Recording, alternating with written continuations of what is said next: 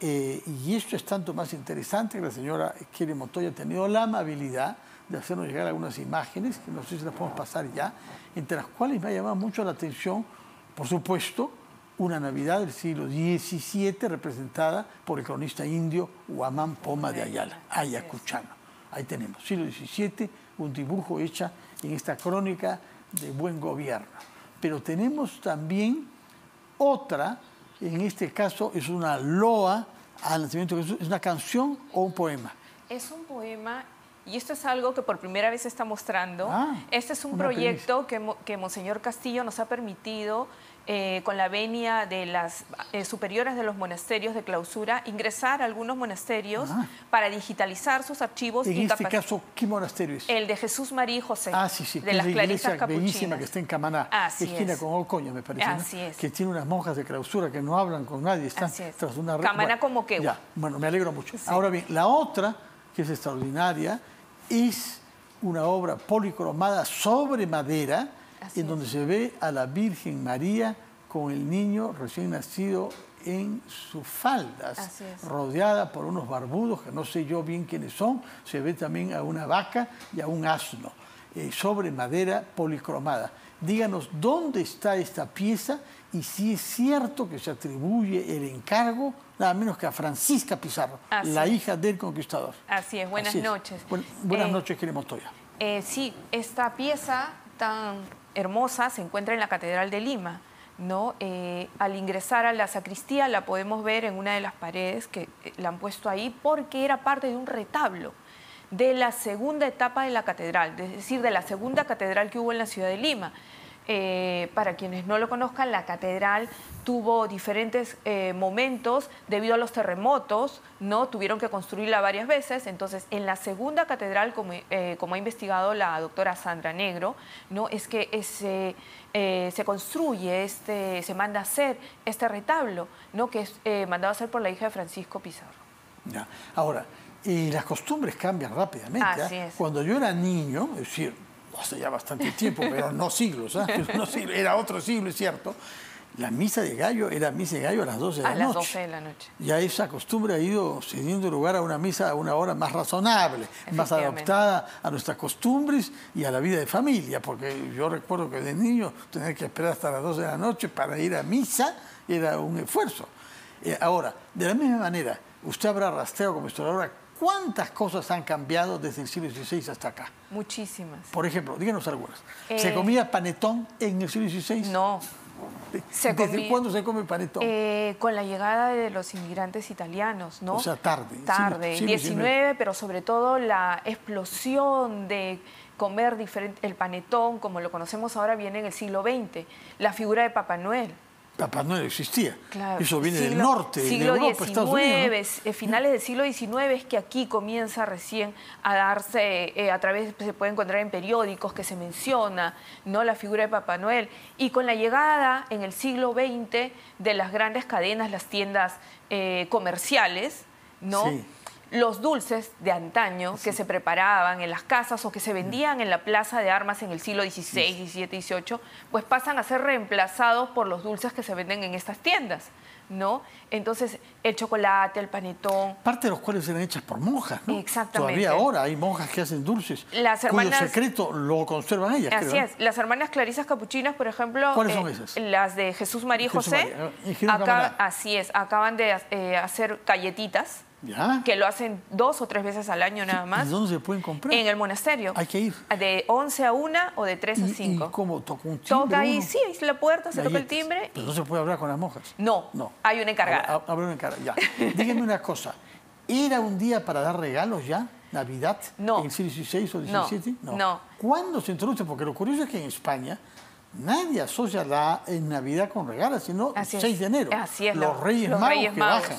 Y acá, por alguna razón, somos rebeldes a la tradición española. Claro, es que todo esto se cambia entre el 19 y el 20. Las costumbres, cuando Piérola trae muchos de estos cambios, de estas costumbres, el presidente Piérola... Que era sumamente devoto, es cierto, ¿no? Exacto. Sí. Pero luego, en la época de Leguía, entonces se introduce... Leguía no tanto, ¿eh? No tanto, un poco masónico. Exacto, pero masónico. Se traen estas nuevas costumbres, ¿no?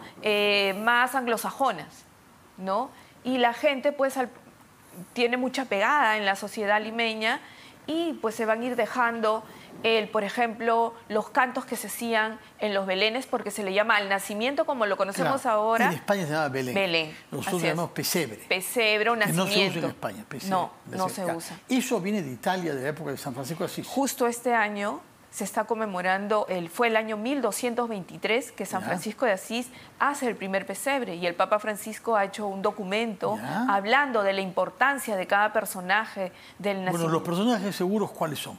La Virgen y el bebé. Y después, San José. ¿San José está siempre? Así es, sí no lo sabemos cuándo colocan. es que desapareció, ¿no? Pero aparecen estos, y luego los animales, el toro, la vaca, el burro, ¿no? Y luego ya se van a ir incorporando los pastores y en el virreinato habían los belenes que eran cajas. Podemos ver en el Museo Pedro de Osma, aquí en Lima, que queda una caja. Tú abres esa caja y ahí está el belén. E incluso estos belenes incluían escenas del Antiguo Testamento, que eso es algo que aquí se ha perdido. ¿Cuáles escenas? Adán y Eva, por ejemplo. ¿No? Y otras escenas que se van a ir colocando en estos belenes. Esa era una costumbre. Pero hay algo muy interesante. Los belenes se armaban dentro de los hogares. Hubo un tiempo, un momento entre el siglo XVII y XVIII que la gente arma también belenes fuera de sus casas. Y esto ocasiona... Pues, ¿cómo fuera de sus casas? ¿Dónde? En las puertas de sus casas. ¿Afuera? Así es. Pero ya no, ahora. Ya no. Se los robarían. Eso se prohibió. Ahora se los robarían. Exacto, sí, definitivamente. Pero ¿qué ocasionaba que hagan estos belenes en las puertas de sus casas? Que luego esto termine pues en una celebración más alegre, ¿no? Entonces se prohibieron este tipo de cosas. Ahora, en nuestra latitud es verano. Es verano como estaba ayer. 25 es uno de los días con más sol del año, ¿no? Mientras que Jesús nació en el invierno, con dificultades de clima, hace frío en Belén o Nazaret, no sé bien dónde nació, porque un evangelio habla de Nazaret y el otro de Belén, creo, ¿no? Sí, hay alguna duda, ¿no? Pero en fin, nació en lo que hoy es Palestina histórica o Israel, y en el invierno. Ahora bien, yo quisiera saber desde cuándo es que ha existido la misa de gallo y por qué se llama misa de gallo. Porque se espera el nacimiento pasada la medianoche y es por eso que las religiosas preparaban sus cantos pasada la medianoche. Había una especie de competencia, se dice, entre los monasterios que cantaban las canciones, y una de estas, por ejemplo, estas loas, estas canciones que han escrito las clarisas capuchinas y en otros monasterios también, se cantaban a partir de esa hora esperando el nacimiento de Jesús, después de las 12 de la noche. Por eso es que se dan la misa a partir de esa hora. De acuerdo. Por otra parte, siendo yo joven, hubo una gran disrupción con la música de la época porque se introducen temas andinos. Música andina y canciones navideñas en lengua quechua. ¿Qué registro tenemos de este tipo de prácticas en los tiempos pasados de nuestro país? No tenemos registros. Las partituras que se conservan... Apuyaya, Taita Cristo, todas esas canciones quechuas. En el archivo arzobispal nosotros no tenemos registro de canciones en quechua. Pero a mí lo que me ha sorprendido es que han habido imágenes coloniales, no sé decirles de qué siglo, no sé, 16, 17, 18, de Jesús niño vestido como inca. Nada menos que la carátula de uno de los libros notables publicados por Ramón Mujica con el Banco de Crédito. ¿No? Aparece un retrato, con una la mascaipacha. Y su Jesús que es inca. Y eso existía en la época colonial y a nadie lo ofuscaba. No, era parte, eso es parte pues de lo que para muchos, o ya no lo llaman, ¿no? El sincretismo, ¿no? Esa mezcla de las culturas que han habido y que a algunas personas les molesta, ¿no? Pero que existió. La gente vestía al niño y hoy podemos ver la cantidad de vestimenta que venden para el niño, ¿no? Antes la gente tenía al niño con simplemente le ponía un algodoncito.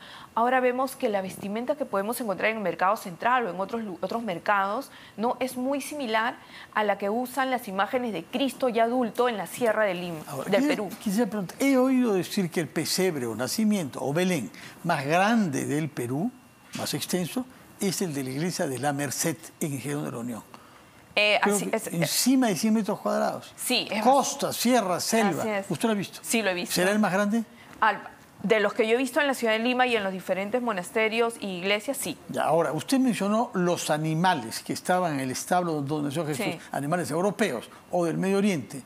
Pero, ¿desde cuándo hay animales andinos como los camélidos ahí? O los cuyes ahora. O los cuyes, pero ahora no, porque hay un retrato que usted recordará Claro que sí. en la Catedral de Cusco, donde en la última cena Está ahí. Jesús está comiendo lo que parece Claro. un cuy, si no una vizcacha, no lo sé bien, pero un roedor andino, ¿no? Así es. Pero en los nacimientos o belenes no se incluía al cuyo. Ahora usted puede encontrar que venden pequeñas como jaulitas que tienen cuyes. O sea, es parte del imaginario de la gente, de la religiosidad popular, del imaginario de los artesanos que a partir del siglo XX incorporan los animales nativos de nuestro país, ¿no? Y entonces ahora podemos... Yo jamás, por ejemplo, había visto cuyes.